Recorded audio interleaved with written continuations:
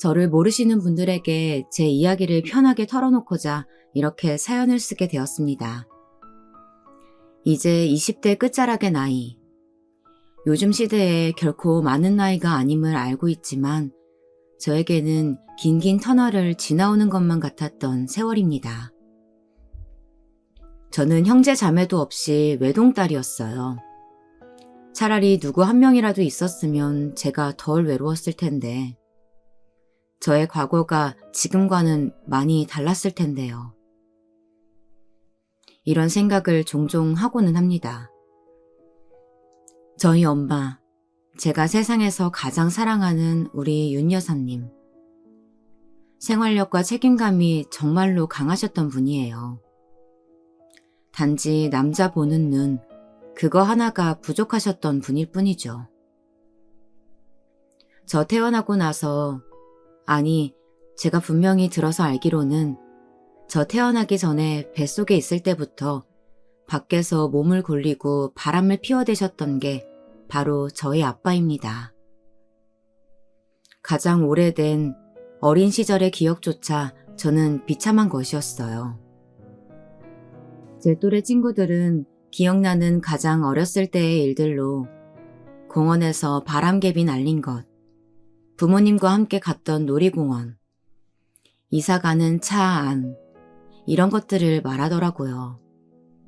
부럽고도 신기해서 귀담아 들어뒀네요.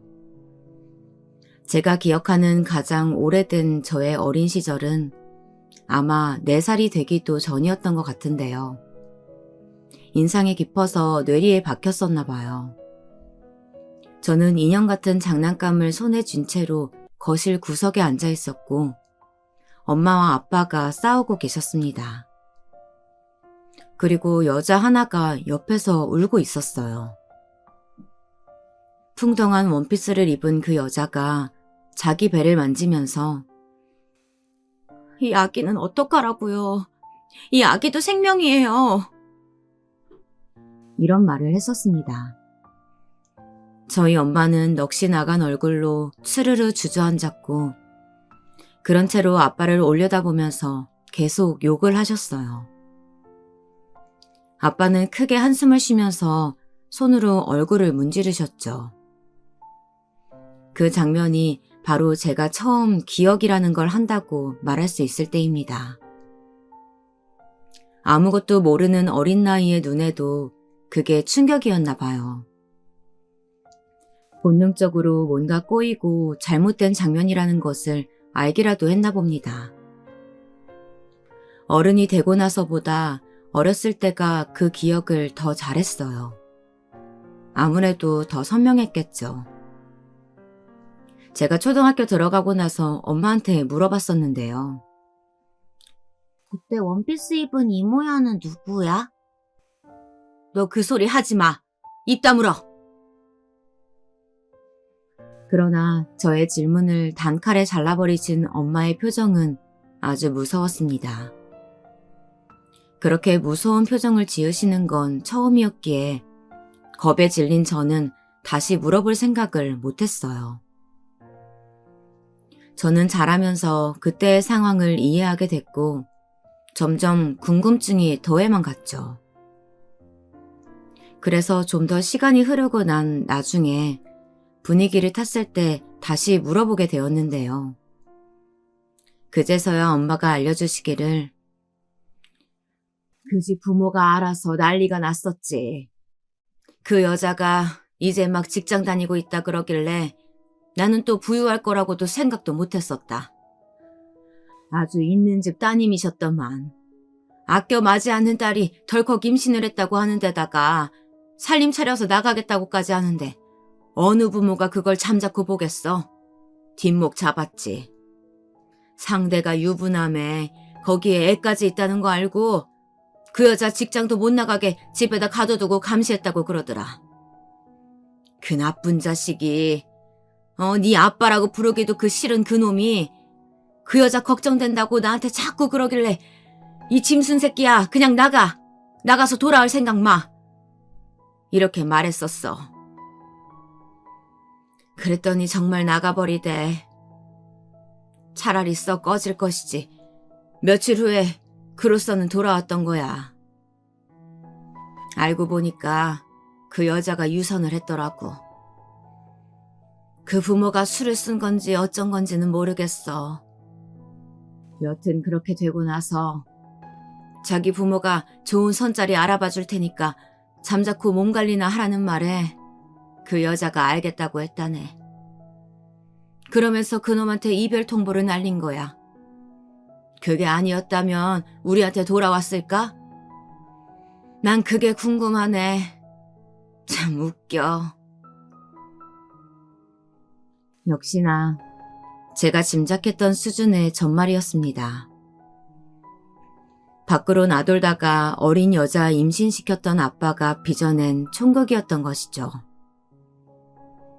제가 아빠와 오랜 세월 한 집에서 살아보지도 못했고 다정한 부녀 사이였던 적도 없지만 아빠에 대해 잘 알고 있는 사실 중 하나는 이것이었어요. 아빠는 가난을 싫어했습니다. 그런 정도를 넘어서 혐오하는 걸로 보였죠. 그 가난 때문에 일가 친척들과 늘 다투고 사이 안 좋게 자라왔다고 하셨거든요. 저도 미취학 시절에나 친가의 사람들을 한두 번 보았지 그 이후로는 스친 적조차 없었습니다. 돈 때문에 오래전에 다들 틀어졌다고 합니다. 전형적인 서민 가정에서 자라난 저희 엄마와 만나 결혼을 하게 되고 제가 금방 태어났지만 외갓집에서 하던 공장이 망했습니다. 원래도 입에 풀칠하는 정도로만 운영되고 있긴 했었대요. 설상가상 저 갓난아기 때 외할머니께서 공장 철거 공사 도중에 사고로 돌아가신 게 더한 타격이었죠. 그 충격으로 엄마는 몇 년간 우울하고 힘든 나날들을 보냈고 그 사이 아빠는 밖으로 돌기 시작하였습니다. 뺀질대는 걸 무기 삼아서 있는 집 여자들을 본격적으로 만나고 다니더니만 아주 그냥 재미를 붙인 모양이었지. 쥐꼬리만한 생활비 그거라도 가끔씩 주기에 참았을 뿐이야. 엄마의 말대로였어요.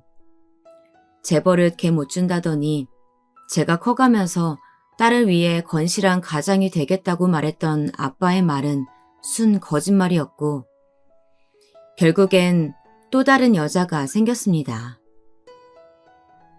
이번에는 많이 진심이셨나 봐요. 엄마에게 먼저 이혼하자고 말을 꺼내셨으니까요. 이 천하의 쓰레기 같은 놈아. 네 딸을 두고도 그런 말이 나와? 왜? 처자식 버리고 오면 그쪽에서 너 받아주기라고 하겠대? 그래, 그러겠대. 그러니까 제발 깔끔하게 인연 좀 끊어주라. 이혼만 해주면 내가 수중에 있는 돈 너네한테 다 주고 갈 테니까. 절대 이혼 안 해주겠다고 소리를 질렀던 엄마는 한동안 멍한 표정만 짓고 계시더니 결국 아빠와 갈라서기로 결정을 내렸습니다. 아빠가 저희 모녀의 손을 영영 놓아버리면서 남긴 금액은 500만 원이었습니다. 없는 것보다야 나았지만 저희가 살아가기에는 부족한 액수였어요. 한창 사춘기 시절을 나고 있었던 저는 그 모든 상황들이 다 싫었습니다. 엄마가 돈을 아끼고 아껴가며 생활하시는 것도 싫었고 교복 수선도 엄마가 직접 천을 대서 수선해 주시는 것도 싫었어요. 친구들은 집집마다 컴퓨터가 다 있었는데 저희 집에는 없었죠. 친구들 컬러폰 쓰고 있을 때 저만 흑백폰이었어요. 초록색, 노란색, 불의 색깔만 바뀌는 그 촌스러운 흑백폰이요. 저는 버스비가 아까워서 날씨만 이상하지 않으면 대체로 걸어 다녔습니다. 돈 모아야 한다고 엄마가 악착같이 일하고 있는 걸 알기 때문이었죠. 그래도 중학교 3학년 마지막 2학기 때는 학원에도 다녔네요. 친구들은 학원 귀찮다고 거드름 피울 때는 저는 그 입시학원 하나가 너무 소중했어요. 덕분에 고등학교를 마음에 드는 데 들어갈 수 있었고요. 고등학교 올라가니까 또 별별 명목으로 돈을 내야만 했는데요. 친구들은 매일 매 시간마다 매점에 드나들 때 저는 딱 일주일에 한 번 저를 위한 보상으로 매점에 가서 몽쉘통통 한 개만 사 먹었어요. 엄마와 저를 버린 아빠는 재혼에 성공하셨다고 들었습니다. 그걸 알고는 그 개쓰레기 같은 사람, 더 이상 제 아빠라고 여겨지지도 않았네요. 어차피 오래전부터 저에게는 엄마뿐이었죠. 저 고등학교 2학년 때였습니다. 외할아버지께서 갑작스럽게 돌아가셨어요.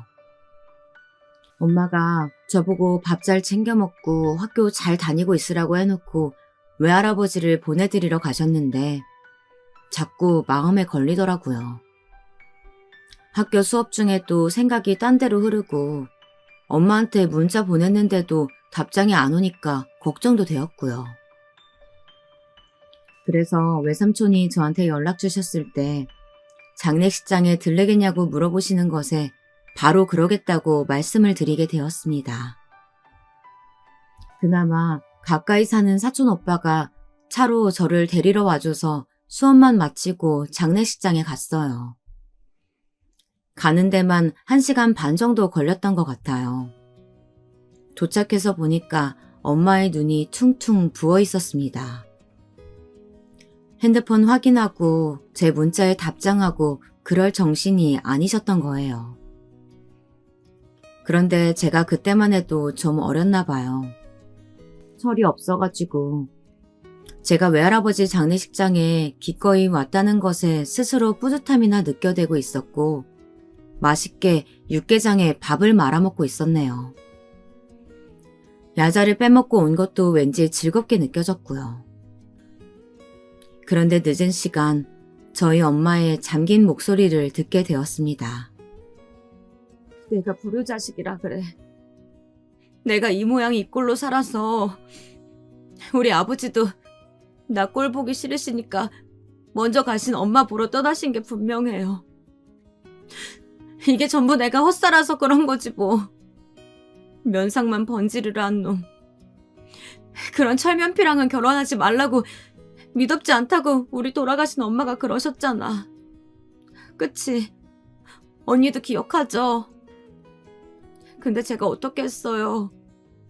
그 말 무시하고 그놈이랑 결혼했잖아요.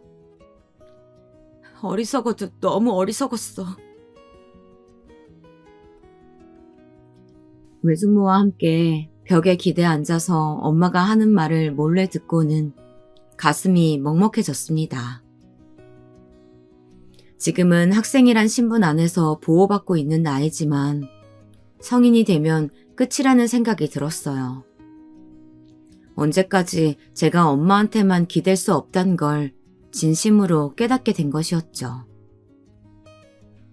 저희 외가 식구들이요. 본인들 밥그릇이나 잘 챙길 수 있으면 다행인 분들이었기에 기댈 수 있을 리가 만무했습니다. 용돈 아껴 쓰고 말썽 안 부리는 것만으로는 안 되는 나날이 저에게 얼마 남아있지 않았습니다.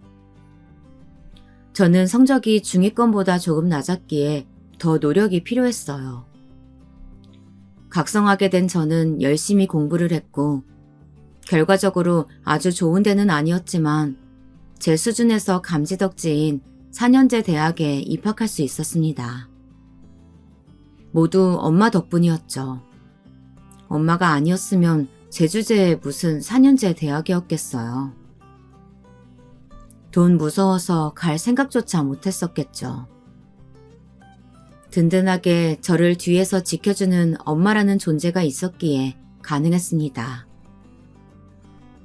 엄마는 힘들게 돈 버는 보람이 있다며 대학생이 된 저를 기쁘게 응원해 주셨어요. 저는 대학에 들어가서 동아리 활동도 하고 알바도 하면서 열심히 하루하루 시간을 보냈습니다. 휴학 생각은 전혀 없었고 다이렉트로 졸업해서 취업할 작정이었어요. 하지만 저의 바람이 산산조각 나버리게 될 줄은 그때는 미처 몰랐습니다. 엄마가 많이 아프셨어요. 암에 걸리시게 된 거였는데요. 암이라는 사실을 알게 된 바로 그 다음에 알게 된 것은 시한부라는 것이었습니다. 이건 드라마에서나 접했던 거니까 이게 현실일 리 없다고 처음에는 그렇게 생각을 했었죠. 되려 웃기도 했었어요. 왜냐면 말이 안 되는 것이었잖아요. 그래서는 안 되는 것이었어요. 우리 모녀한테 일어나서는 안 되는 일이었으니까요. 도대체 우리가 뭘 그렇게 잘못했다고 이런 시련이 닥치는 것인지 이해할 수가 없었습니다. 제가 오죽했으면 새내기 때도 술을 잘 안 마셨는데 편의점 가서 혼자 소주 한 병을 사다가 한적한 벤치를 찾아 앉아 병나발을 불었습니다. 엄마, 엄마, 애타게 불러대면서 끄끄 소리를 내며 한참을 울었어요. 막차 끊길 때까지 그날 혼자 오랫도록 울었습니다. 아, 설마 정말로 엄마가 나를 두고 떠나실까? 그러면 나는 이제 이 세상에 혼자 남겨진 것인데, 나 아직 세상 물정 모르는 바보 어린애인데 나를 두고 가시지는 않겠지. 이렇게 속으로 생각도 하면서요. 그러나 세상은 가차없이 잔인하였습니다. 반전이란 없었죠. 그런 건 어디 영화 드라마 주인공에게나 일어나는 일이었습니다. 조명 아래 서볼 일조차 없는 엑스트라 인생에게는 기적이란 존재하지 않는 것이었죠. 시간이 갈수록 엄마의 생명력은 빛이 바래지고 있었습니다. 어느 날 병원 측에서 저한테 그러더군요. 이제 준비를 하라고요. 무슨 준비? 대체 뭘 준비해? 저는 하나도 마음의 준비가 되어 있지 않은데 어느덧 이별의 순간은 코앞에 다가와 있었습니다. 환자가 죽음을 앞두면 따로 임종을 맞이하는 방이 있더라고요. 이제 그쪽으로 옮길 차례라는 얘기를 듣고 머리가 너무 어지러웠습니다. 이건 아니라고 계속 고개만 젓고 있었어요. 다들 온다고 하지? 저를 일깨운 건 엄마의 힘없는 음성이었습니다. 저는 되도록 아무렇지 않게 엄마 무섭지 않게 밝은 소리를 내려고 했죠. 내가 방금 연락 돌렸어. 그런데 저도 모르게 떨리는 소리를 내고 말았습니다. 엄마는 아주 희미하게 웃어 보이셨어요. 제가 옆에 앉아서 엄마의 손을 꼭 잡아주었고 그렇게 저희는 서로를 바라보았습니다. 제 머릿속에는 지독한 후회만 가득했죠. 알바비 모아서 엄마 건강검진이나 진작 시켜드릴 걸. 멍청하고 또 멍청한 딸을 둔 죄로 우리 엄마가 이토록 젊은 나이에 세상을 등져야만 한다니 너무나도 가혹하다고 생각했어요. 제가 이를 악물면서 눈물이 흐르는 것을 참아내고 있던 때였습니다. 어느새 엄마의 자리로 다가와 있는 사람이 있어서 고개를 들어 쳐다보았죠. 반사적으로 얼굴을 확인한 저는 순간 온몸에 소름이 돋는 것을 느끼며 벌떡 일어났습니다. 무슨 낯짝으로 여길 오신 거예요? 세월이 지났다고 제가 못 알아볼 아빠가 아니었습니다. 표면적인 표정을 짓는 저 얼굴만 봐도 부하가 치밀어 올랐어요.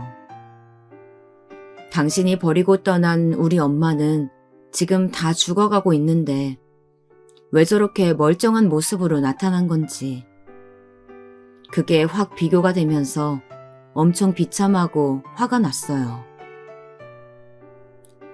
내가 부른 거야. 저를 잡아챈 것은 엄마의 작은 목소리였습니다. 엄마가 그러시는 것에 제가 할 말이 없었죠. 임종을 앞두시고 지난 원한을 말로나마 푸시고 싶으신가 보다. 그래서 아빠를 찾으셨나 보다. 그런 생각이 들었습니다.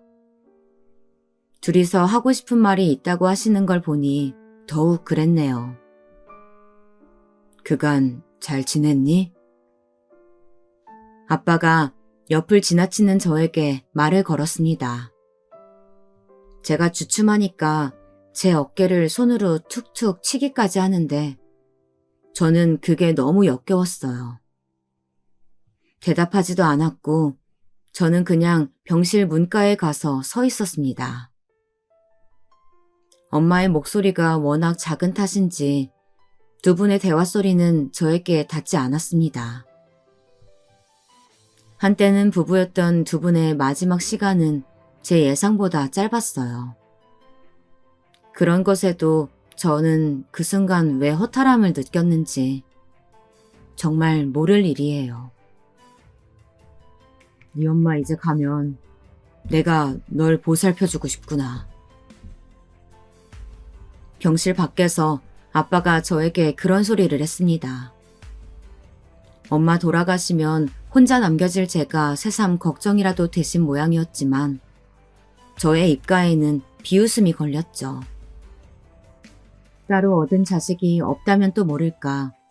재혼해서 낳은 아이가 둘이나 된다는데 그 소리를 듣고도 제가 넙죽 알겠다고 할 리는 없었어요. 결혼 생활 내내 우리 엄마 괴롭게 만들었고 딸인 나를 외롭게 방치한 채 밖으로만 놔돌더니 이혼 후 바로 새살림 차려서 행복하게 지낸 아빠. 용서할 수 없었습니다. 그런 아빠와 다시 지내본다고 생각만 해도 토끼가 올라왔어요. 이제 나와는 영영 상관없는 사람이었습니다. 저에게 말 한마디도 더 하지 마세요. 구역질 나니까요. 저의 살벌한 반응에 아빠는 소득 없이 자리를 떴죠. 엄마는 그날 머나먼 하늘길 여정을 떠났습니다. 딸인 제가 느끼기에는 너무나 허무한 삶이 바로 엄마의 생애였네요. 하염없이 눈물만 흘렀습니다. 그리고 장례식장에 아빠가 또 찾아왔는데 마침 술에 취해 있던 외삼촌이 역성을 질렀습니다. 당장 썩 꺼지라고 삿대질을 해댔죠. 다들 외삼촌을 필사적으로 말렸고 저는 아빠한테 얼른 가시라며 밖으로 밀어냈습니다. 그냥 가시라고요 좀. 아무도 반기지 않는다니까요. 그래. 나도 환영받는 거 기대 안 해. 어차피 생각도 안 했어. 그래도 너는 너 하나만은 내 딸이다. 내가 도와줄 테니까 학교 졸업하고 자리 잡을 때까지만. 필요 없어요. 제 인생에서 사라져 주시는 게 그게 바로 저를 도와주시는 거예요. 아시겠어요? 제가 눈에 핏발을 세우면서 아빠의 마지막 손길을 뿌리쳤습니다. 아빠는 의미를 알 수 없는 모호한 표정으로 한참을 저를 바라보다가 등을 돌렸고 그것이 마지막이었습니다. 저는 철저히 혼자였어요. 엄마 생각해서 대학 졸업장은 따야 한다는 일념으로 꾸역꾸역 학기를 등록해 다녔지만 제 가슴 속은 온통 우울한 잿빛으로 물들고 있었습니다. 삶에 아무런 의욕이 들지 않았고 그냥 모든 것이 지겹게 느껴졌어요. 통통하다고는 할 수 없고 보통 체중이었던 저는 엄마가 돌아가시고 난 이후로 무섭게 살이 빠졌습니다. 식욕도 자연스레 줄었거든요. 그저 잠을 자는 순간에만 미미한 행복을 느꼈어요. 어느새인가 저는 제 스스로는 결코 빠져나올 수 없는 우울의 구렁텅이에 빠져버리고 말았던 겁니다. 그런 저에게 먼저 다가와준 사람이 있었는데요. 아무런 보잘것없는 저에게 기꺼이 먼저 구원의 손길을 내밀어준 사람. 바로 지금의 제 남편이었어요. 알바 다니던 가게에서 만난 오빠 동생 사이로 알고 지내던 사이였습니다. 제가 편모 가정인 것을 진작 알고 있었는데 엄마가 돌아가셨다고 하니까 그 후로 계속 제 생각이 나고 걱정이 되었대요. 고작 저보다 2살 더 많은 오빠였지만 제게는 많이 어른스러운 존재로 느껴졌습니다. 제가 간신히 대학 졸업장만 따내고 취업준비생이라는 명목으로 허송세월을 보내고 있을 때도 묵묵히 제 곁을 지켜주었어요.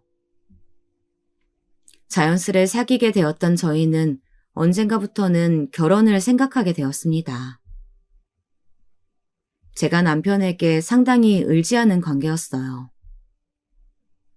저는 그때 인턴으로 근무하고 있었는데 정식 직장도 없고 경력도 없고 아무런 미래의 보장이 없던 저에게 먼저 결혼 얘기를 꺼내준 게 남편이었어요. 남편에게는 6살 어린 여동생이 있었는데 전문대 대학 들어가서 재학 중이었고요. 아버님께서는 건강이 안 좋으셔서 거의 칩거 생활을 하신 지 몇 년 되었다고 했고 어머님께서는 집안 가게에 신경을 너무 쓰시다 보니 그렇게 되신 것인지 유별나게 드센 성격이셨죠. 솔직히 일반적으로 생각하자면 시집가기 좋은 조건의 집은 결코 아니었습니다만 그렇다고 제가 뭐 하나 잘난 게 있는가 하면 그렇지 않았으니까요. 엄마 돌아가신 후로 우울증을 앓았던 저는 슬프게도 주제 파악 하나만은 기똥차게 할 줄 알게 되었고 한번 자괴감이 들기 시작하면 끝을 모르게 자기 비하에 빠지고는 했습니다. 인사드리러 간 자리에서 어머님 표정이 대번에 안 좋으셨어요. 그러니까 결론만 정리하자면 그쪽은 부모님이 안 계시다는 얘기잖아요. 이혼한 부친은 어디서 뭐하고 사는지도 모르고 모친은 암 걸려 돌아가셨고 거기다 형제 자매도 없고 물려받은 재산도 없고 야, 정말 대단하네. 대단해요. 엄마, 내가 미리 말씀 다 드렸잖아요. 알고 계시면서 왜 이래요? 그때 남편이 옆에서 깜짝 놀라 어머님을 말리지 않았다면 아마 저는 첫 대면 자리에서 더한 발언들을 드려야만 했겠죠. 그 후로는 크게 불만을 표출하지 않으셨지만 제 번호를 받아가시더니 어머님께서 며칠 후 연락을 주셨어요. 나 돌려 말하는 거 딱 질색합니다. 단도직입적으로 말할게요. 내 아들하고 결혼하지 말았으면 합니다. 어머니, 뭐가 그렇게 마음에 안 드시는 건지. 아니, 상식적으로 생각을 해보세요. 생각을. 그쪽 같으면 금쪽같이 키운 내 새끼를 근본 하나 없는 사람한테 보낼 수 있겠어? 어디서 산 거지 같은 고아년이 내 아들하고 결혼하겠다고 설쳐? 생각할수록 분이 터지네. 어머님이 악다구니 쓰는 것을 저는 가만히 들어만 주다가 통화가 끊겼습니다. 휴대폰 액정을 멍하니 내려다보는데 화면이 꺼진 까만 액정에 제 얼굴이 비치는 것을 보고 그제야 눈물이 흐르고 있다는 것을 알았네요. 이루 말할 수 없는 비참함이었습니다. 저를 그토록 싫어하신다는데 감히 결혼을 진행해야겠다는 생각은 할 수 없었죠. 어떻게 하면 서로 상처 안 받고 헤어질 수 있을까 이런 생각을 하고 있었습니다. 그런데 상황은 의외의 방향으로 흘러가게 되었습니다. 자기야, 우리 아버지는 손주를 빨리 보고 싶으시대. 어머님과 남편이 대립하고 있는 가운데 아버님께서 나서셨다는 거예요. 뭐가 됐든 좋으니 아들이 빨리 결혼해서 손주를 보는 쪽을 원한다고 그렇게 강경한 말씀을 하시는 바람에 어머니의 귀가 꺾였습니다. 저는 많은 걱정이 앞섰지만 사랑 하나만 보고 결혼하였어요. 작은 빌라에서 시작한 저희 부부의 신혼생활은 알콩달콩 즐거웠습니다. 별별 핑계를 대가시면서 굳이 버스로 30분 넘게 걸리는 거리를 자주 오신 어머님의 표정으로 보아 즐겁지 않은 사람도 분명 집안에 존재하였지만요. 남편이 제 곁에 있어서 행복했고 앞으로 어떻게 뭘 하면서 살지 저 나름의 구상을 하게 되었어요. 그런데 저희의 예상 밖으로 너무나도 빨리 아기가 생겨버렸습니다. 병원에 갔을 때 이미 12주 차였고 저는 경악할 수밖에 없었네요. 생리불순이 종종 있어 왔기 때문에 대수롭지 않았었고 그래서 설마 임신일 거라고는 생각하지 못했습니다.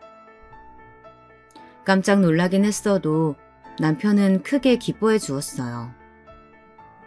아버님께서도 축하 인사를 전해주셨는데 다만 어머님께서는 약간 떨떠름한 기색이셨죠.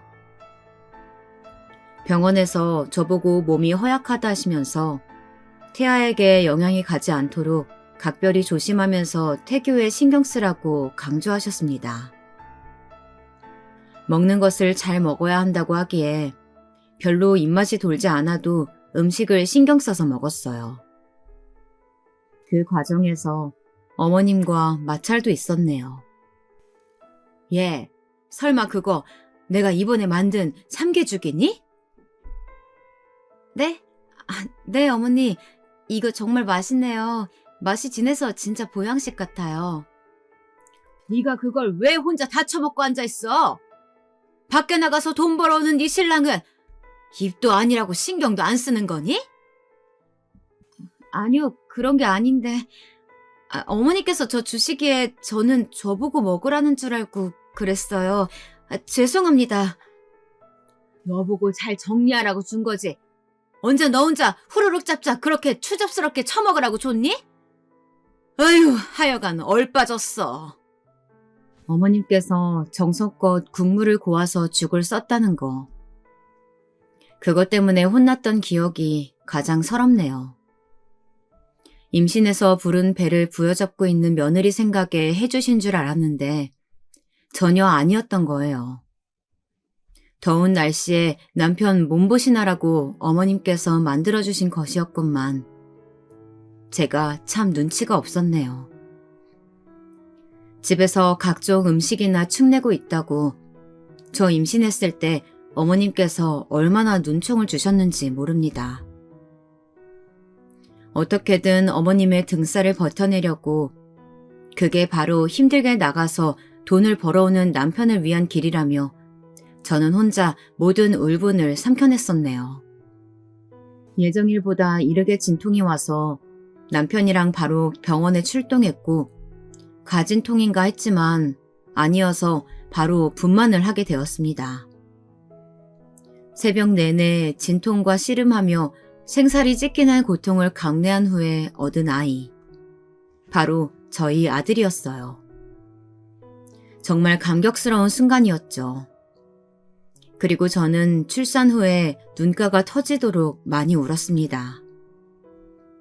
남편이 달래느라고 애를 쓰는 게 보이는데도 속절없이 흐르는 눈물을 저는 멈출 수가 없었어요. 왜냐하면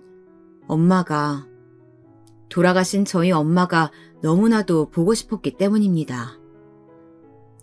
아이를 낳는 순간에 왜 엄마가 나의 곁에는 없는 것인지 미치게 서러웠고 죽을 만큼 그리움이 들었어요. 그래도 제 핏줄을 이어받은 생명체가 이 세상에 존재하게 되었다는 사실이 저에게 위로가 되더군요. 왠지 더 이상 외톨이가 아닌 것 같은 그런 기분이 들었습니다. 아주 꼴값 떨고 자빠졌네. 아들 낳고 기진맥진해서 며칠 시체처럼 지냈던 저에게 던지신 어머니의 말씀은 날카로운 비수가 되어서 가슴에 박혔습니다. 저는 정말로 몸이 아프고 힘들어서 계속 누워 있었던 것인데 그런 저를 어머님께서는 안 입고 못마땅하게 여기셨나 봅니다. 지금 이 순간에도 자기 아들은 돈을 버느라 사회에서 어렵게 일을 하고 있는데 저는 아이 낳았다는 거 하나로 퍼질러 있는 것이 아주 별로라고 하셨어요. 임신 내내 조심해야 한다는 명분 앞세워서 편하게 지냈으면 됐지. 이제는 또 무슨 핑계를 대려고 하냐면서 저에게 경계 어린 눈빛까지 보내셨습니다. 누구는 뭐, 애 안 낳았어? 다들 낳는 애 왜 너만 낳은 것처럼 유난이냐? 다른 산모들은 팔팔한데 혼자 죽상을 해가지고서는. 나는 우리 딸내미 낳고 일주일 만에 식당일 나갔었어. 바짝 제 옆에 붙어서 그런 말씀을 해대시니 제가 한시도 편하게 쉴 수가 있어야죠. 차라리 아예 제 눈에 안 보였다면 제가 빨리 컨디션을 되찾지 않았으려나 싶네요. 어머님의 가시돋친 잔소리를 듣기 싫어서라도 얼른 정신 차리고 일어나려고 했습니다. 제가 이제 좀 살만해지니까 저희 아들의 상태가 안 좋아졌어요. 태열이 심했습니다. 붉게 달아오른 뺨만 봐도 제 가슴이 문드러졌습니다. 항상 뜨끈하니 피부 또한 건조했고요. 좋다는 보습제는 다 구매했고 병원에도 가느라 돈이며 온 신경을 다 쏟았어요. 제가 낳은 아이, 모든 게 다 제 잘못인 것만 같아서 더욱 마음이 아팠습니다. 그러면서 너무 스트레스를 받았었나 봐요. 아기 태열이 차도를 보이고 많이 호전이 되었는데 이번에는 또 다시 저의 몸 상태가 나빠졌습니다. 주말 오전에 아기 욕조에다가 아들 씻기고 나오는 도중에 머리가 아프고 눈앞이 핑 돌아서 장시간 정신을 잃기도 했습니다. 남편이 그런 제 모습을 목도하고는 많이 놀랐죠. 병원에 가보니까 웬 빈혈이라고 그랬어요. 그 후로 철분제며 영양제를 챙겨 먹었지만 수시로 몸이 안 좋았습니다. 출산에 극심한 후유증인 것인지 뼈마디 전체가 이따금씩 쑤셔왔어요. 잘못 걸을 때면 골반에서 통증도 올라왔고요. 가장 중요한 것은 체력이 바닥을 쳐 있었습니다. 하루 온종일 무언가 활동을 하고 나면 다음 날에는 꼼짝없이 반나절을 침대에 누워 있어야 할 정도였어요. 젊은 애가 체력이 없기는 왜 없어? 밖에 나가서 동네 한 바퀴씩 달려봐라. 체력이 생기나 안 생기나. 이게 다 을지박약에 게을러 처먹어서 이런 거 아니야? 그런 저를 향해 어머님께서는 늘 못마땅한 언사를 쏟아내셨습니다. 저는 저희 갓난아들이 행여라도 그런 부정적인 언어를 듣게 될까봐 가끔씩 어머님께서 욕을 하실 때면 아들의 귀를 살포시 손으로 감싸주었어요. 그러면 그 모습을 보고 어머님께서 저에게 혀를 끌끌 차셨죠. 자기 아들은 밖에 나가서 처자식 먹여 살리겠답시고 발바닥 닳도록 열심히 일을 하고 있는데 며느리란 것은 도대체 뭘 할 줄 아는 게 없다는 어머님의 한탄이었습니다. 남편 연봉이 3,600만 원이었어요. 월 실수령액이 260만 원대였고 여기에 시댁에 드리는 돈 30만 원에 저희 대출, 각종 공과금, 생활비 다 제하고 나면 수중에 남는 것은 없다시피 했습니다. 특별히 저축이란 개념으로 이어질 만한 금액이 남지 않았던 것이죠. 아끼고 아끼면서 그래도 저희 아들 방긋방긋 웃어주는 것 한 번에 모든 구충이 날아가는 것을 느끼며 지냈습니다. 환절기였는데 남편이 크게 감기 몸살에 걸렸어요. 밤에 자기 전에 몸이 안 좋다고 그러더니만 출근하고 나니까 더 안 좋아졌대요. 정말 간신히 업무를 했다고 합니다. 증세를 봐도 그랬고 남편이 말하기로는 전에 감기 몸살 걸렸을 때마다 딱 이랬었다고 하는 걸로 미루어 봐선 의심의 여지가 없었지만 그래도 시국이 시국이다 보니까 코로나일까봐 걱정이 되었습니다. 집 근처 검사소에 가서 검사를 마치고 온 남편은 작은 옷방에만 들어가 있었어요. 제가 이불 두툼하게 깔아주었고 남편이 감기 몸살에 걸릴 때면 꼭 마신다는 이온 음료랑 좋아하는 주전부리도 넣어주었어요. 제발 별일이 아니어야 할 텐데 하는 불안과 걱정에 휩싸인 채로 아기를 돌보면서 있었습니다. 그날 하필 어머님께서 연락도 없이 불쑥 들르신 거예요. 상황 파악을 마치신 어머님께서는 그야말로 뒷목을 잡으셨네요. 남편이 곤히 자고 있는 것을 확인하시고서는 차마 큰 소리는 지르지 않으셨지만 저를 향해 매서운 말들을 쏟아내셨습니다. 네가 뭔데? 니까짓게 몰합시고 내 아들 저렇게 골병 들게 한 것도 모자라서 옷방에다가 처박아 놓고 생고생을 시켜? 저는 안방 쓰라고 했었는데 애기 침대가 안방에 있다 보니까 절대 안 된다고 그래서 제가 어쩔 수 없이. 시끄러워. 잔말 말고 너도 나가서 돈 벌어라. 더 이상 내 아들만 힘든 꼴 못 봐주겠다. 너 일단이나 그러면 애는 내가 봐주마. 땡전 한 푼 없이 고아 신세로 우리 집에 들어와 놓고서는 앞으로 계속 붙어먹을 속셈은 아니었겠지? 어머님 말씀을 듣다 보니까 정말 머리가 아프고 속이 다 울렁거려서 무어라 상대하고 싶지 않았습니다. 그냥 무조건 알겠다고만 했어요. 저도 지긋지긋한 참이었으니까요. 천만다행으로 남편은 코로나 검사 결과 음성이었고 꼬박 이틀을 더 앓은 끝에 자리를 털고 일어났어요. 다시 쌩쌩해 서서 출근하는 남편을 보는데 제가 진짜 미안하기도 하더라고요. 부족하디 부족한 저를 만나지 않았더라면 남편도 조금 더 편하게 살지 않았을까 싶은 생각이 들었거든요. 며칠 후 남편에게 저 일자리 알아보겠다고 말을 건넸습니다. 아기도 이제 괜찮으니까 염치 불구하고 시댁에 맡기고 출근하면 될 것 같다고요. 제가 사실 무경력자 수준이었기에 좋은 일자리, 괜찮은 급여를 기대할 수는 없었지만 푼돈이라도 벌어오면 저희 집 가게에 이바지는 될 거라면서 차분하게 남편을 향해 제 의사를 전달하였습니다. 사실 남편은 곧바로 저를 만류하였어요.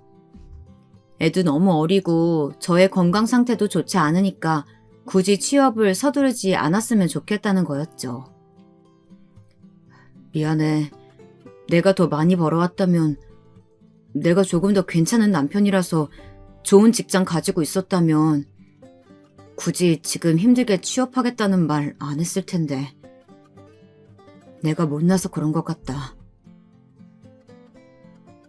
남편이 되려 죄책감으로 힘들어해서 제가 그런 거 아니라고 달래면서 위로해줬네요. 아직 젊은 제 나이에는 나가서 일을 하는 게 자연스럽다고 그렇게 말을 했어요. 그렇게 많은 생각으로 머릿속이 복잡해져 있을 때 저는 연락 한 통을 받게 되었습니다. 생각 없이 받은 전화. 놀랍게도 저에게 전화를 걸어온 사람은 바로 제 아빠였습니다. 제 번호는 어떻게 하시고 연락하신 거예요? 누구예요? 제 번호 알려준 사람이? 네 번호는 진작에 알고 있었다. 그동안 내가 망설였을 뿐이지. 어떻게 살고 있는지 궁금해서 연락한 건데 잘 살고 있냐?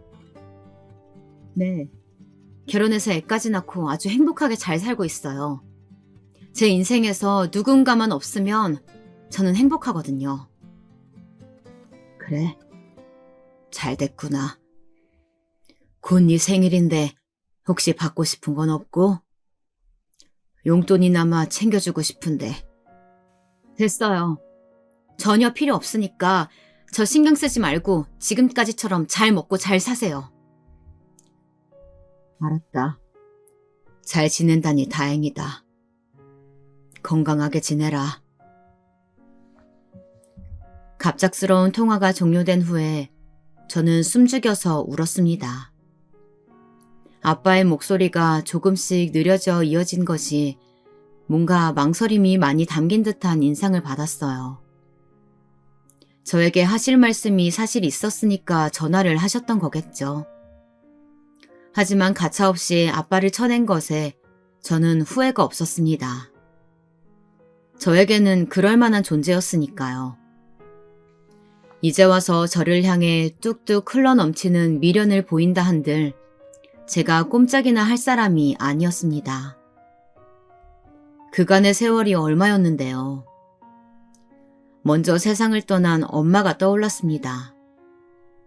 아빠만 아니었다면 엄마가 불행 속에 던져져 고생만 하다가 병을 얻어 돌아가시진 않았을 거라고. 그런 가정이 들 때마다 저는 속이 불타는 것 같았습니다. 절대 용서할 수 없는 사람이었고 이제는 제가 아닌 재혼해서 새로 얻은 자식들에게나 사랑을 베풀면 그게 맞는 길인 사람이었습니다. 아빠와의 통화 이후로 저는 정신을 다잡았죠. 어머님의 성화대로 일을 구할 작정이었습니다. 무슨 일이든 시작해서 돈 한 푼이라도 벌어오면 지금보다야 나은 대접 받으면서 살 수 있을 것 같았어요. 구직 사이트마다 전부 훑어보며 조금씩 이력서를 작성해 나갔습니다. 그렇게 몇 군데 지원을 해놓았는데 문득 몸이 또 좋지 않았어요. 마치 남편의 감기 몸살처럼요. 너는 말로만 일자리 구한다 해놓고 아직도 멀었니? 아, 어머니, 저 지금 구직 활동하고 있어요. 지금 지원해놓은 회사 몇 군데 되고요. 아마 어디가 됐든 합격하면 첫 출근은 다음 달부터가 되지 않을까 싶어요. 뭐? 다음 달? 에이그. 하여간 잘해. 내가 너 어떻게 하나 눈 부릅뜨고 지켜보고 있으니까. 하지만 제가 그런 걱정에 휩싸여 있을 때 어머님께서는 또 저를 들들 볶아대셨습니다. 저는 차마 어지럽다거나 몸이 축 처지는 기분이 든다는 말씀을 드릴 수가 없었네요.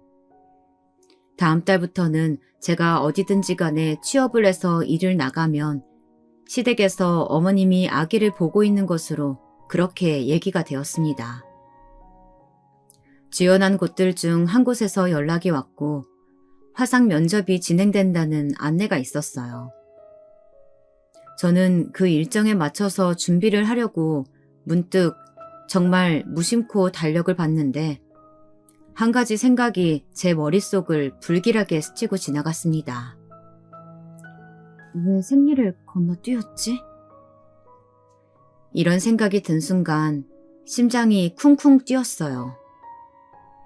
바로 테스트기를 챙겨다가 다음날 검사를 해봤더니 불길한 가정이 바로 정답이었습니다. 테스트기를 3개나 써봤지만 똑같았어요. 제가 또 임신을 해버린 것이었어요. 이걸 어쩌나 싶었습니다. 축복만 받아야 할 소식이었음에도 저는 뱃속 태아에게 미안하게 실이 깊은 걱정부터 먼저 하였습니다.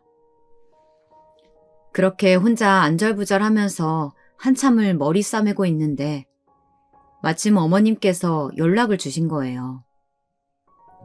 다음에 챙겨갈 테니 미리 반찬통을 챙겨 놓으라고, 다 씻어서 준비해 놓으라고 그러시는데 제가 정말 입이 안 떨어졌습니다. 내가 왜 아까부터 아무 말이 없어? 너 대답 안 하니? 어머니, 그게 아니라요. 제가 드릴 말씀이 따로 있어서 그래요. 뭐? 뭔 말씀? 할 거면 얼른 해. 제가 집에서 해본 거라서요. 그러니까 그게 100% 확실하지는 않을 수도 있는데요. 되게 어물쩡거리네. 너 한국말 똑바로 안 배웠어? 시애미한테 어디 버릇없이 자꾸 말을 흐려. 확실하게 해. 그래서 뭐 어쨌다고? 아무래도 제가 임신을 한 것 같아요. 어머님의 숨 넘어가는 소리가 생생하게 들려왔습니다. 그때 정말 온 몸에 오한이 들었어요. 머리털까지 쭈뼛거리며 서는 것 같은 불길한 감각까지 동반되었습니다. 저는 어머님께서 분노에 차서 꽥꽥 소리 지르시는 것을 고막 가까이로 들을 수 없어서 한참 휴대폰을 멀리 두었다가 다시 받아야만 했어요. 너, 내가 일하라 그랬지? 언제 내가 임신하라고 그랬니? 너 일부러 그런 거지? 일부러 나한테 시위하려고 그런 거 맞지? 아니에요, 어머님. 절대로 아니에요. 무슨 말씀을 그렇게 하세요. 너 허튼 수작 부리지 말어라. 가뜩이나 어려운 살림에 내 아들한테 또 무슨 개고생을 시키려고 덜컥 임신을 또 해버려. 감당하지도 못할 짓은 왜 버리냐 말이야. 제가 의도한 게 아니에요. 저도 정말 진심으로 제가 임신할 줄 몰랐어요. 저는 안전한 날인 줄 알았고 피임도 잘했다고 생각했어요. 절대로 제가 일부러 임신한 거 아니에요. 어머님, 진짜 믿어주세요. 그러니? 네가 그렇다니까 다행이구나. 너 설마 그 아이 낳을 생각하는 건 아니지? 아직 너랑 나 말고 아무도 모를 때 해치우자꾸나. 해치워요? 어머님, 그게 무슨 말씀이세요? 저 지금 너무 당황스러워요. 아니, 얘가. 그러면 뭐 어쩌자는 거야?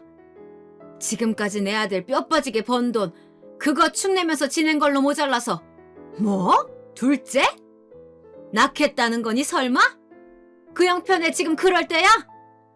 그럼 네가 둘째 낳아서 전부 키울 돈은 있고? 내가 너 이럴 줄 알았다. 현실 감각 하나 없는 고아년이 내가 이럴 줄 알았다고. 이 기생충 같은 년. 회충약을 박스로 사다가 입에 들이부을까 보다. 어머님의 막말로 순간적으로 현기증이 났습니다. 손발이 차가워지고 몸이 막 떨려대는데 그 모욕감을 버텨낼 수가 없었어요. 저도 이 약물고 눈물 고인 채로 어머님께 소리를 질렀습니다.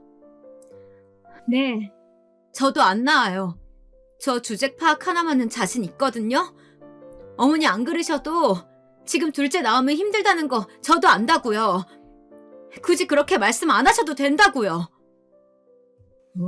그래? 너 그 말 물으면 안 된다. 너 딴 말할 생각도 말아라. 네가 나설 것도 없고 내가 당장 병원 알아볼 테니까 너는 그냥 그런 줄 알고 있어.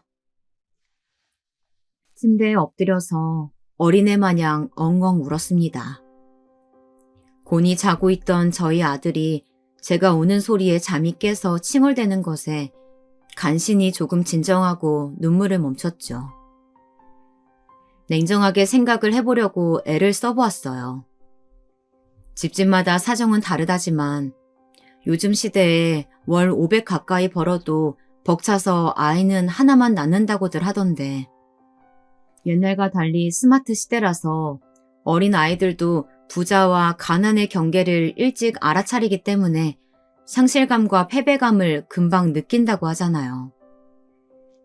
앞으로 더 그런 현상이 가속화될 게 뻔한데 지금 저희 생활 수준에서 바로 둘째를 낳는다는 것은 힘들어 보였습니다. 제 건강 상태로는 둘째를 임신한 채 어디 일을 다닐 수 있는 확률도 없다시피 했고 낳는다고 하면 또 산후조리 시간 때문에 시간이 가겠죠. 점점 더 약값이 들어가는 아버님 뒷바라지며 좋은 직장에 들어갈 기대치 따윈 없는 아가씨 쪽의 상황도 그렇고 무엇보다 남편이 외벌이로 고생하는데 둘째까지 금방 태어난다고 하면 너무 부담이 커질까봐 걱정이었습니다. 이렇게 따지면 어머님의 말씀에서 틀린 것도 딱히 없어 보였어요. 일터에서 너무너무 피곤했다고, 요즘 일이 너무 많다면서 집에 오면 아기 돌보고 놀아주다가 금세 골아떨어지는 남편에게 더욱 미안했고, 그래서 차마 말을 못 꺼냈습니다. 피곤에 절어서 잠든 남편을 보고 있자니 여러모로 죄책감이 들었네요. 남편에게 말을 하는 것도 하지 않는 것도 어느 쪽을 고르든 저에게는 괴로운 길이었습니다. 저는 힘든 고민 끝에 한 가지 선택을 하게 되었습니다. 그것은 용기를 수반하는 선택이었어요. 제가 아빠에게 먼저 연락을 했습니다. 극한의 상황에서 제가 더 이상 가릴 처지가 아니었습니다. 전화해서 제발 저 좀 도와달라고 떨리는 목소리로 사정을 털어놓았습니다. 한참을 듣고만 있던 아빠가 마침내 입을 열었는데요. 문제만 해결된다면 너 그럼 그 아이 낳고 싶으냐? 그건 당연하죠. 제 아이인데 제 뱃속에 생명인걸요. 그래, 알았다. 내일 그 병원에 가기로 했다고? 너는 나랑 가자. 주소 보내주면 내가 찾아가마. 조금 얼떨떨한 채로 눈물을 닦으면서 아빠에게 저희 집 주소를 보냈습니다. 간밤에 잠을 설쳤고 남편 출근길 배웅하면서 가슴 한켠이 시큰해지는 걸 느꼈어요. 부디 무사히 보내는 하루가 되기를 빌었죠. 시간이 돼서 아기띠 메고 집 앞 도로로 나갔는데 몇 분 기다리니까 까만 벤츠가 깜빡이를 켜고 속도를 줄이며 제 앞에 서는 것이었습니다. 아빠였어요. 저는 뒷좌석에 탈까 잠시 고민하다가 조수석에 탔습니다. 아빠가 운전하면서 자꾸 저희 아기를 쳐다보더라고요. 얌전히 있는 게 아기가 많이 착하다면서 중얼거리시는 소리를 듣고 참 기분이 묘했네요. 그러고선 한참을 침묵 속에 갔는데 아빠가 먼저 말을 걸어왔습니다. 집에 말하고 온 거다. 내가 예전에 두고 나온 딸 결혼했는데 지금 사정이 안 좋아서 내가 한번 들여다봐야겠다고 그렇게 말을 해놨어. 그러니까 지금 떳떳한 상황인 거야. 아빠의 말에 살짝 힘 빠지는 웃음이 나왔어요. 엄마랑 저에게도 떳떳한 사람이었으면 참 좋았을 텐데 왜 안 그러셨을까 이 생각이 앞섰기 때문입니다. 저희 시어머니 같은데요. 병원이 있는 건물 근처에 다다르자 어머님의 걸어가시는 뒷모습이 보였습니다. 제 말에 아빠는 차를 천천히 모셨고 저는 창문을 다 내리고선 어머님 옆에 차가 다다랐을 때 인사를 건넸어요. 어머니 오셨어요? 응? 너 지금 이게 뭐냐? 어머니 같이 올라가요. 주차장에 차 대고 올게요. 어머님께서 화들짝 놀라신 눈치였기에 저는 그 순간부터 속에서 올라오는 만족감을 맛보았습니다. 그런데 차에서 내리니까 주차장 입구에 어머님이 서 계셨어요. 머리를 깔끔하게 넘기고 캐주얼 수트를 차려입은 저희 아빠가 운전대에서 내리는 걸 보실 때 표정은 정말 가관이셨죠. 저희가 다가갈 때까지 그대로 망부석이셨어요. 제가 무어라 소개를 하기도 전에 아빠가 먼저 입을 떼셨습니다. 처음 뵙겠습니다, 사부인.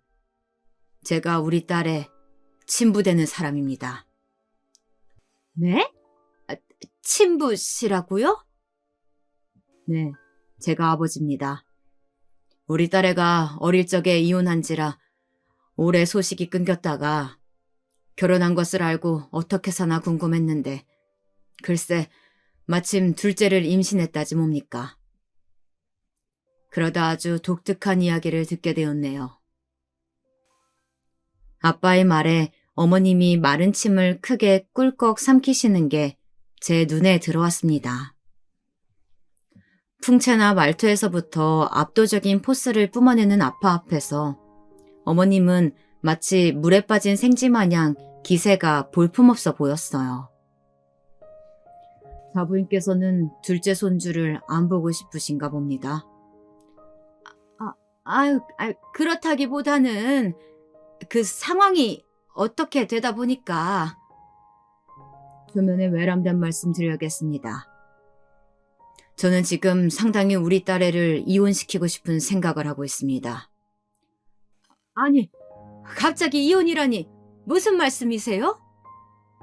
딸애한테 시어머니로 모시라고 하기에는 사부인께서 너무 저급하고 저열하십니다.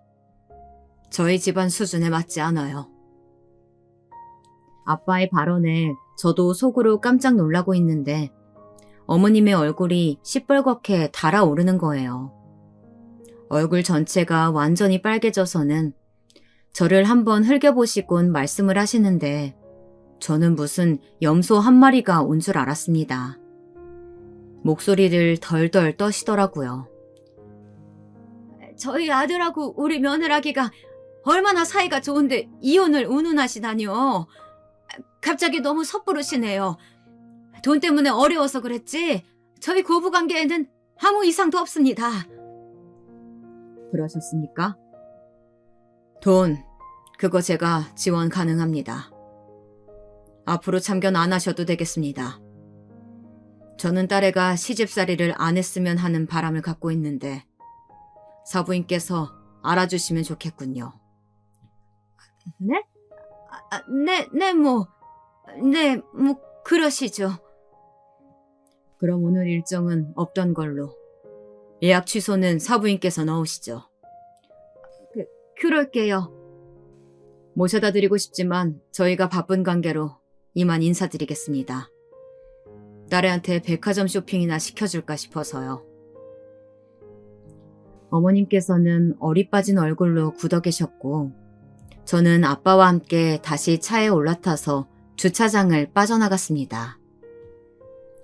백밀러로 힐끔 보니까 어머님께서 그 자리에 주저앉아 계시더라고요.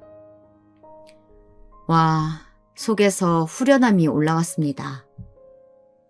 그날 아빠랑 고급 레스토랑에서 늦은 점심을 같이 먹었는데 제가 음식을 먹는 동안 아빠가 저희 아기를 안고 계셨어요. 저는 괜히 멋쩍어서 고개 숙이고 접시에만 집중했습니다. 네 엄마가 죽기 전 나한테 남긴 말이 이거였다. 이때 들려온 아빠의 목소리에 제가 얼른 고개를 들었죠. 엄마의 유언? 이건 처음 듣는 이야기였으니까요. 단 한 줌 미안한 마음을 품고 있거든. 그 죄책감으로 네 딸 도우라고, 네 친딸이라고 나한테 이렇게 말을 하더구나. 나는 그러겠다고 죽어가는 사람 앞에서 약속을 했다. 어느새 포크를 내려놓은 저는 손으로 입을 틀어막고 있었습니다. 엄마가 그런 부탁을 남기셨을 줄은 상상도 못하고 살아왔었으니까요. 내가 약속하겠다고 하니까 네 엄마 표정이 편해지더구나. 나는 그 모습을 한시도 잊은 적이 없다. 내가 용서받을 수 없는 죄인임을 잘 알아. 그저 네 엄마와 한 약속, 그리고 친아빠로서의 도리만 하게 해줬으면 싶구나. 저는 그 어느 때보다도 엄마의 존재가 간절해져서 소리를 죽이고 가슴 아프게 울었습니다.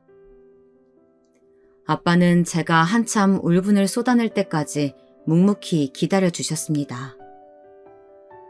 그날 저는 남편에게 지금까지 있었던 일을 모두 다 말해주었어요. 아빠의 존재, 둘째의 임신, 어머님의 만행까지 모두 다요. 남편은 정말 미안하다며 제 앞에서 무릎을 꿇었고 저는 그럴 것 없다면서 말렸습니다. 저희는 그 순간 서로를 향한 애틋함으로 부둥켜 안고 울었어요. 남편은 제 친부가 부자라는 사실보다 어머님의 행각과 제가 둘째를 포기하려고 했었다는 사실에 더욱 초점을 두었습니다. 이게 저에게는 크나큰 위로가 되어 주었어요. 저희 엄마가 그랬었거든요. 네가 사랑하는 남자를 찾는 것도 중요하지만 결혼은 너를 정말 사랑하는 남자랑 하라고요. 조건 부족하고 재미없어도 너 하나만 보고 살 것 같은 외골수랑 결혼하라고 강조했었죠. 아빠한테 대었던 과거 때문에 엄마는 제가 그렇게 살지 않기를 바라셨던 거겠죠. 엄마 덕분에 저만 보는 남편과 결혼했고 아빠 덕분에 시집살이를 탈출하게 됐습니다. 아주 묘한 부모 아래 자식. 바로 그게 저인 것 같아요. 저희 집은 곧 이사를 갑니다. 아빠가 제 명의로 집을 마련해 주신다고 해서요. 시댁과 더 멀리 떨어진 위치로 갈 것 같아요. 어머님께서 눈물을 쏟으며 손이 발이 되도록 빌고 계신데 남편이 아주 완강해서 소용없었습니다. 아버님 또한 둘째를 잃을 뻔한 일을 아시고는 크게 분노하셔서 어머님께서는 요즘 댁에서 지내기도 어려우신 것 같더라고요. 안 되셨다는 생각은 전혀 안 들었어요. 이제 저도 우울함 떨쳐내고 정신 바짝 차려야죠.